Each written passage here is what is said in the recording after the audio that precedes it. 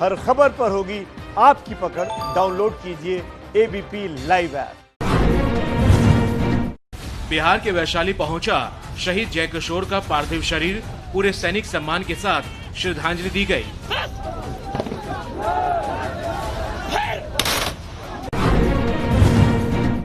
ओडिशा के मयूरभंज में शहीद नायब सूबेदार नंदूराम का अंतिम संस्कार किया गया। शहीद को मिला गार्ड ऑफ ऑनर, लोगों ने नम आंखों से दी विदाई।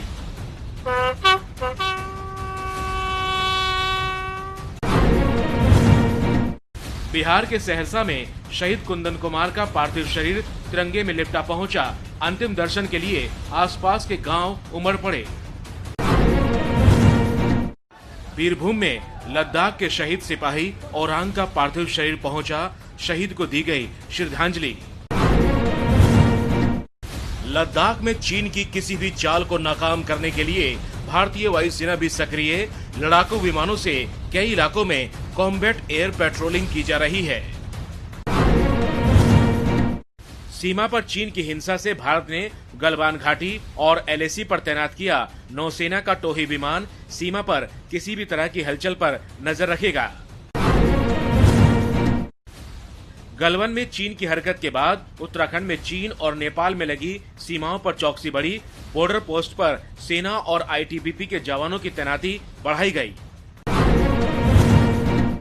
हमले पर चोर चीन की फिर सीनाजोरी, कहा तनाव के लिए हम जिम्मेदार नहीं। भारतीय जवानों को बंधक बनाने की बात गलत कही। अब बातचीत का रोना रो रहा है चीन। घाटी में आतंकियों पर करारा वार जारी। अवंतीपुरा में आज 2 और आतंकी ढेर किए गए। कल भी एक आतंकी मारा गया था। मस्जिद में छिपकर ये आतंकी सुरक्षा बलों पर फायरिंग कर रहे थे। जम्मू कश्मीर के शोपिया में भी आज एनकाउंटर हुआ। यहां सुरक्षा बलों ने 5 आतंकियों को ढेर कर दिया। इलाके में सर्च ऑपरेशन जारी है। कश्मीर में सुरक्षा बलों ने कहा इस साल 5 महीने से घाटी में सबसे ज्यादा शांति रही। प्रदर्शन कम हुए, आतंकियों का सफाया ज्यादा हुआ। इसके लिए कश्मीर आवाम का शुक्रिया।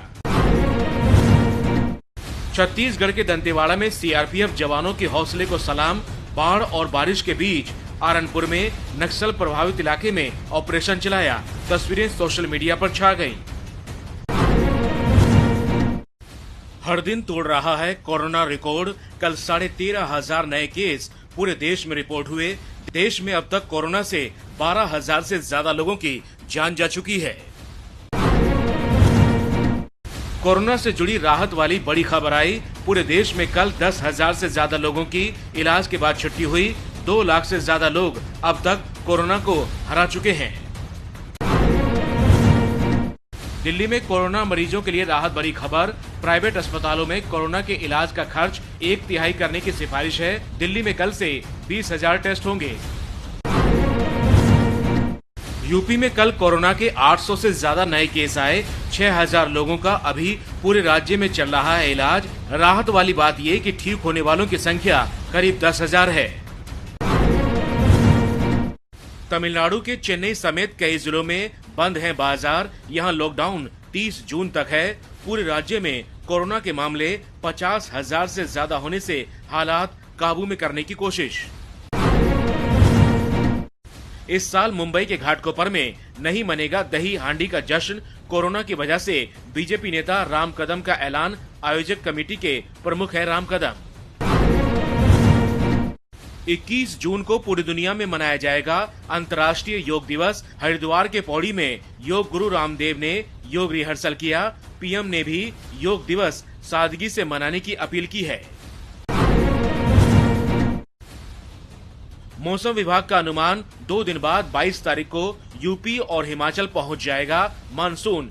25 जून को दिल्ली एनसीआर में होगी मानसून की दस्तक, होगी बारिश। सुशांत सुसाइड केस में सुशांत की दोस्त रिया ने पुलिस को बताया कि सुशांत के कहने पर उसने छोड़ा था घर। पिछले साल सितंबर में भी सुशांत में डिप्रेशन के संकेत आए थे।